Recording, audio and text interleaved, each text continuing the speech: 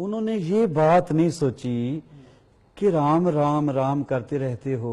जिन्होंने 10,000 पहले रामायण लिख दी, उस वाल्मीकि से ताल्लुक रखती कौम, हर मजहब का, हर धर्म का बंदा सुबह उठता है, माँ बाप को मंदिर जाता है, कोई मस्जिद में जाता है, कोई गुरुद्वारे में जाता है।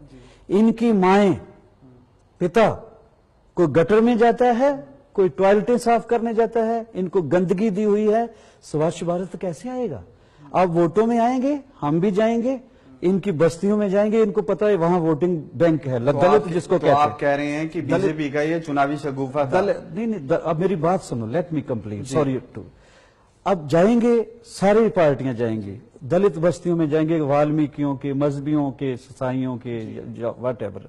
इनको पता वोटों में सबके जहां जाना इलेक्शन में, ये वहां माइक में बोलेंगे। हमने तो कहा जी आपके बच्चे एजुकेशन लें और ये काम ही छोड़ दें। किसको आपने बोला आप गंदगी झाड़ू दें?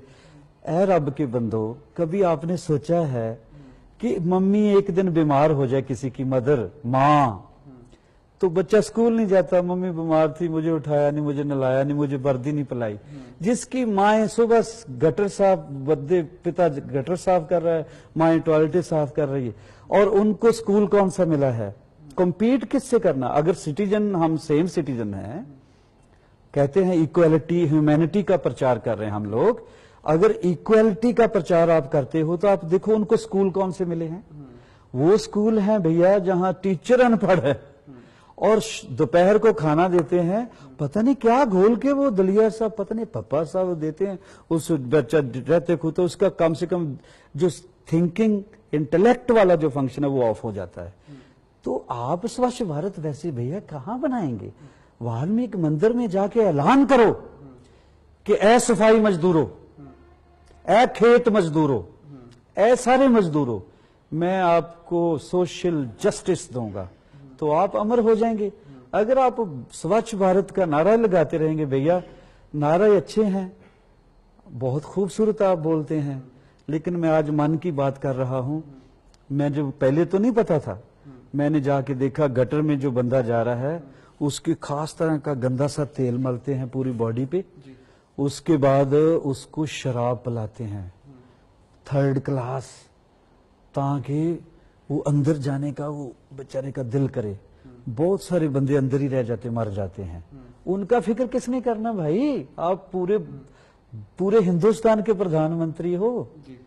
अब राम भगवान तो सब सारा हिंदुस्तान मानता है, राम भगवान पूरी दुनिया मानती, नहीं मानेगा वो कूड़ है। तो मोदी जी लेकिन कभी वाल्मीकि का नाम लिया तो जब रामायण का जिक्र करते? मोदी जी जो कुछ भी ऐलान करते हैं, रामनवमी पे कभी सबसे पहले किया कि सबसे पहले हमारे लिए जो पूज्य के काबिल है वो वाल्मीकि भगवान है, ऐसे बोला किसी ने डेटा? नहीं, राम भगवान, राम ठीक है भाई, राम भगवान तो है ही।